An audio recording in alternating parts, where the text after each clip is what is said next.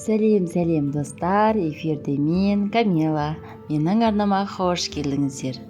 Бүгін біз осындай тамаша, керемет болып шығатын апельсиновый пирог дайындайтын боламыз. Менімен бірге болып, лайк басып, комментар жазып кетуді ұмытпаңыздар.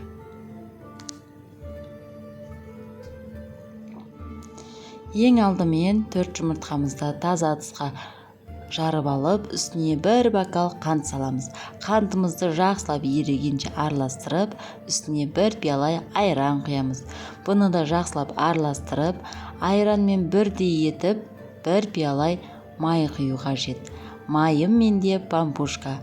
Пампушканы ыстық отта ерітіп, сәл суығаннан кейін барып құю қажет. Болмаса жұмыртқамыз пісіп қалуы әбден мүмкін. Бір апельсинімізді жақсылап жуып алып, түйіргінің ең майда ұсақ өткізетін жерінен өткізіп аламыз.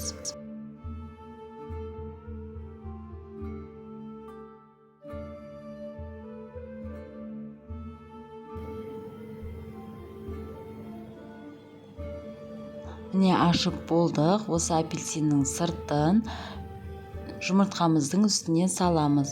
Өйткені апельсиніміз пирогқа өте керемет дәм әрі әсемдік беріп тұрады. Енді кезек ұнымызда. Ұнмен қопсытқышымызды араластырып, илегіштен өткіземіз.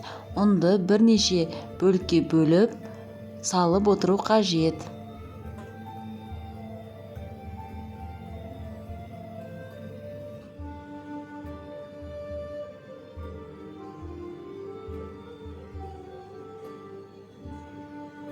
Міне менің тестам дайын, осындай созылмалы теста болып шығу керек. Қатты сұйықта болудың қажеті болмайды. Апельсинімізді жұқа етіп, дөңгелекше етіп турап шығамыз.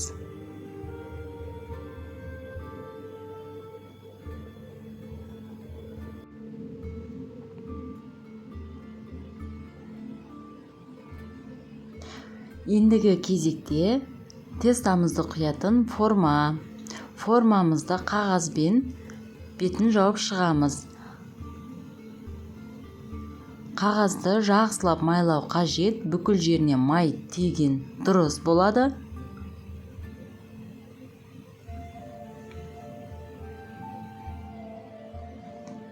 Міне осылай майды жағып шықтым.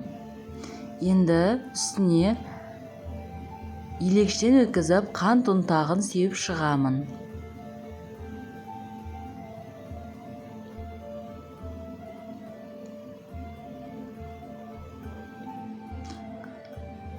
Апельсинімізді формамызға әдемілеп орналастырып шығамыз.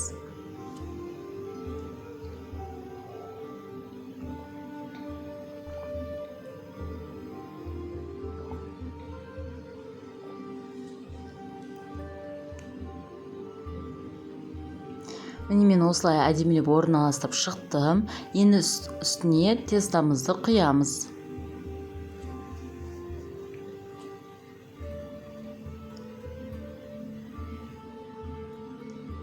Тестамызды құйып болған соң, лопатканың көмегімен, немесе қасықтың көмегімен біркелкетіп жайып шығамыз.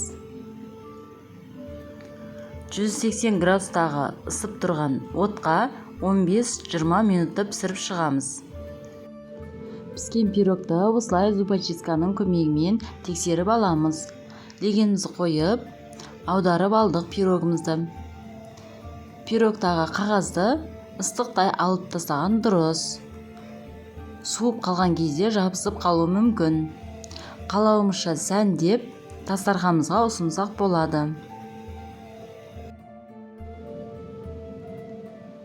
Сіздерге жасап көруге кеңес беремін, өйткені өте дәмді, тамаша болды. Әрі көп те зат кетпейді. Менің видеом пайдалы болды деп ойлаймын. Астарыңыз дәмді болсын. Назарларыңызға рахмет.